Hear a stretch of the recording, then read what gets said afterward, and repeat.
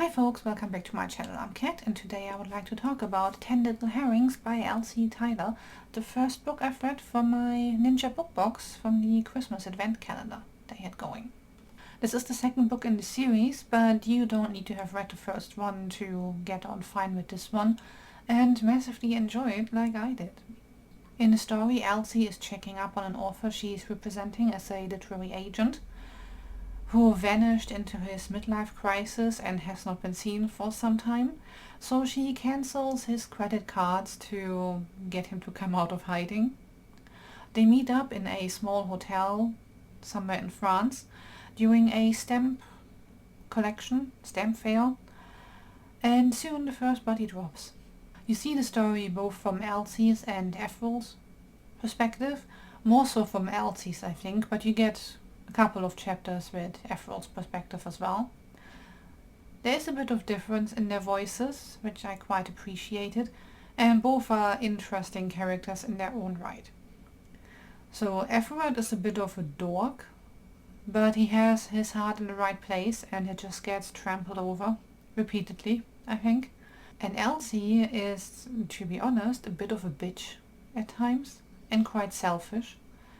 And then when she talks to people and tries to find clues, she also alternates between shrewd questions and just being a dumbass. It's really funny to read how she yo-yos between, wow, I can ask all of the right questions, and oh no, I just totally didn't get what they were just telling me. Wow. You know, if this woman were by herself trying to solve this case, that would have never happened. She is also almost entirely motivated by chocolate, has possibly a bit of a warped self-image, but she has a confidence that is rather impressive. As far as morals go, these two characters kind of work from different ends of the scale, although there's obviously quite a bit of room for the evil side after Elsie. But yeah, they are quite opposite to each other. But the good news is, together they almost kind of solve this case, but only with plenty of chaos along the way. And some amazing interactions with side characters, like two kids are stuck in this hotel as well. When the police lock everybody down to question everybody and make sure they have the right person, or maybe don't, we'll see. And the interactions Elsie has with these two kids just had me in tears laughing. So I think this writer won some prizes for humoristic writing, and I can see why.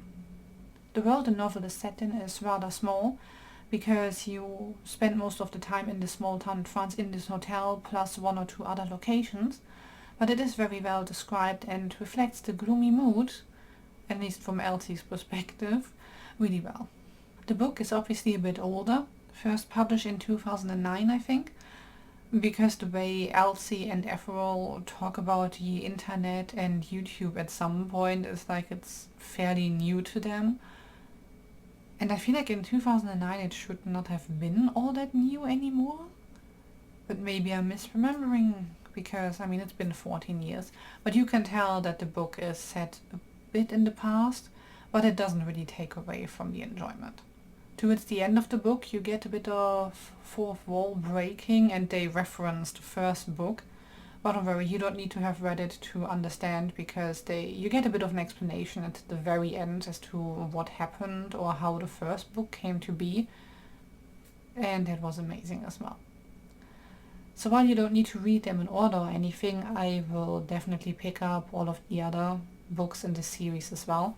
I have one complaint though, this cover. I think the hardbacks have a different cover, and this has been redesigned, and you see those three characters in front of the hotel, and I couldn't tell you who they are. You would think that maybe, well, I can't tell you much about any of them without giving you any spoilers, but the bigger dude, I'm pretty sure I know who that is. And now the two next to him, that is supposed to be Ethelred and Elsie, because Elsie is repeatedly described as short and fat, and this lady is neither. So I don't know who she is supposed to be, because there aren't an awful lot of women in the story. And I don't suppose this is the mom of the two kids either, because she's not important enough to be on the cover. So I'm not sure about this cover design, even though I overall like it and it really fits the cozy mystery vibe, but okay. You could have just made Elsie short and fat on the cover. Where's the issue with that? If that's what the character looks like.